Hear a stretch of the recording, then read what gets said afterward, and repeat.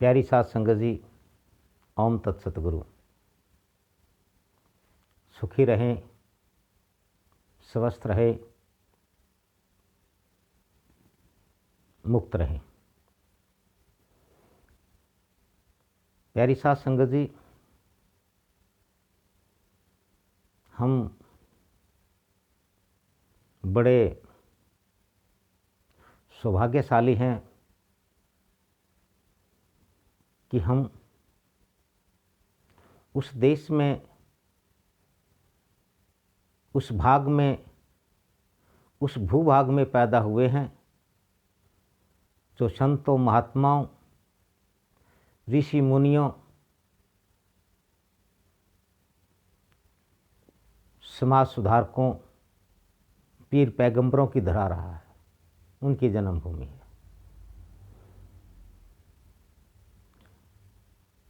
संतों और सतगुरुओं ने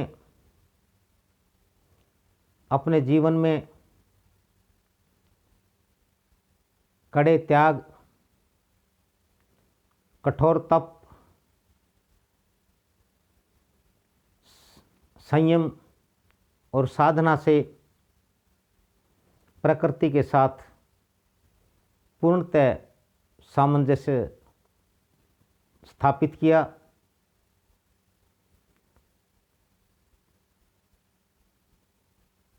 पांचों तत्वों और मानव शरीर में विद्यमान तीनों प्रकृतियों को बड़ी सहजता और सरलता से जाना।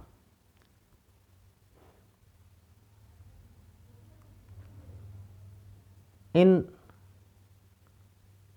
जानकार महान आत्माओं ने अपने अनुभव आम जन से साझा किए और इन्होंने कर्मशील प्राणी मनुष्य को बताया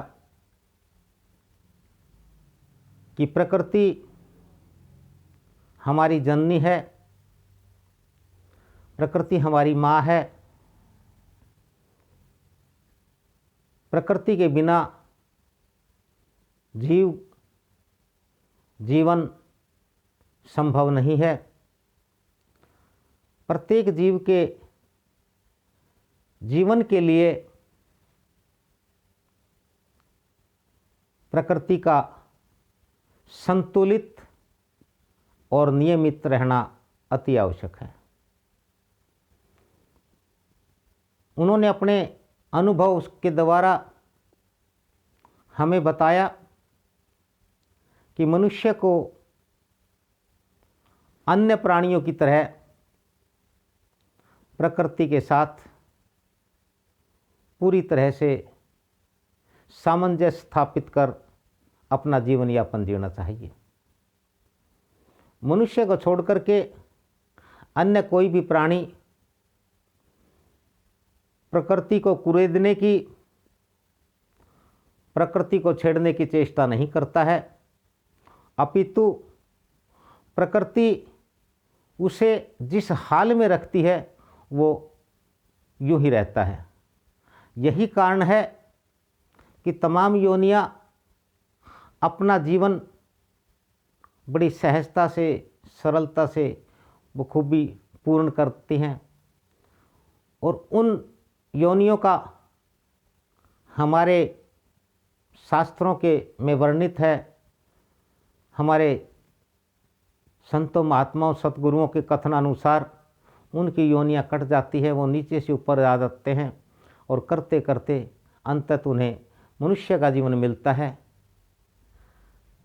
मनुष्य का जीवन प्राणी जगत के लिए अंतिम सीढ़ी है, अंतिम सोपान है, जीवन की ये अंतिम यात्रा है जिसमें जीवन के सफर को, जीवन के चक्कर को पूरा किया जा सकता है। इसका एक ही नियम है कि यह मनुष्य प्रकृति के साथ और प्रकृति के पास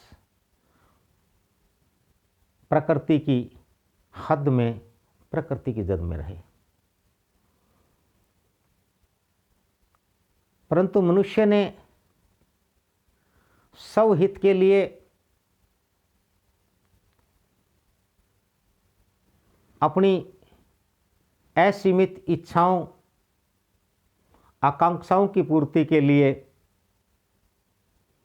प्रकृति को बेवजह कुरेदना और छेड़ना आरंभ कर दिया।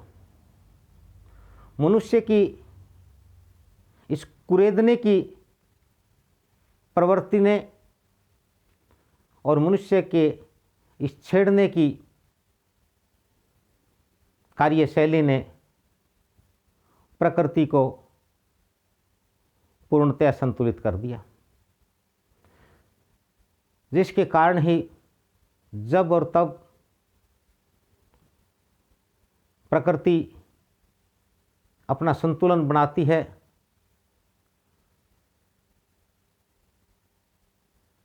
उस असंतुलन से संतुलन बनाने में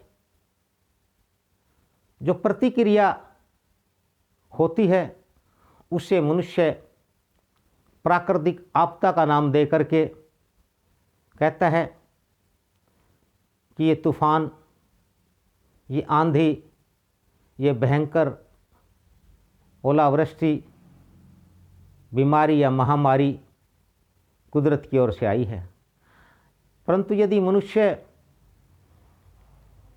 सतगुरुओं के अनुभव के अनुसार, उनके बताए गए अनुभव के आधार पर यदि विश्लेषण करे, विवेचन करे, तो उसे ज्ञात हो सकता है, उसे मालूम हो कि यह सब मनुष्य का ही किया धरा है। प्रकृति तो केवल अपना संतुलन बनाना चाहती है, क्योंकि संतुलन का नाम ही प्रकृति है, नियमितता का नाम प्रकृति है, शुद्धता का और स्वस्थता का नाम प्रकृति है।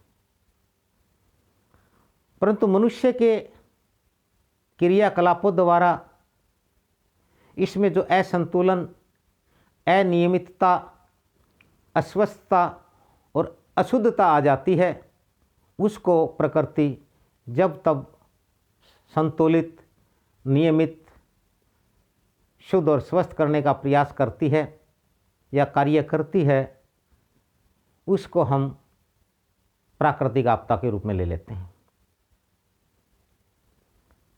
मनुष्य बेवजह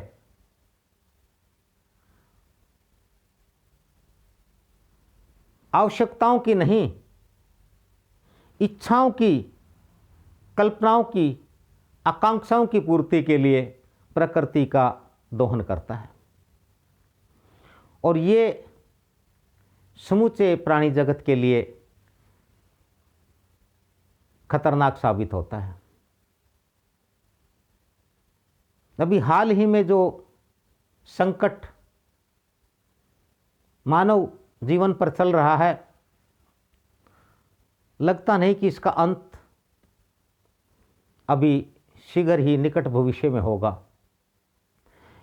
क्योंकि इससे बचाव के जो रास्ते खोजे जा रहे हैं या खोजे जाएंगे,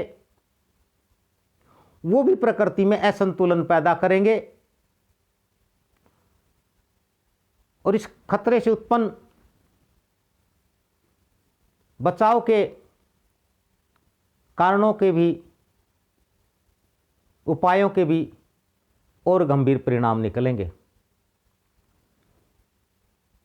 प्यारी साध संगत जी, मनुष्य इस सृष्टि में संपूर्ण प्राणी जगत के हित और कल्याण के लिए उत्तरदायी है, जिम्मेवार है। अतः उसे संतों, महात्माओं, सतगुरुओं के बताए मार्ग पर चलकर इस प्रकृति को संतुलित, नियमित, शुद्ध और स्वस्थ बनाए रखना चाहिए।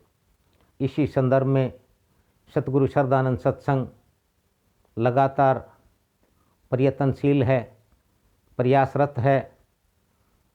परम संत महान तपस्वी सतगुरु सदानंद जी महाराज के तपोबल, उनके द्वारा प्राप्त शक्तियाँ, उनके अनुभव और ज्ञान पर आधारित सतगुरु सदानंद सत्संग संपूर्ण मानव जाति के, संपूर्ण प्राणी जगत के कल्याण के हित की कामना करता है। सतगुरु सदानंद सत्संग के द्वार सुख शांति है अपार। आप प्रतिदिन सतगुरु सदानंद सत्संग के कार्यक्रम को देखते हैं, सुनते हैं। आप सबका बहुत बहुत धन्यवाद, आशीर्वाद, साधुवाद। ओम तत्सत गुरु।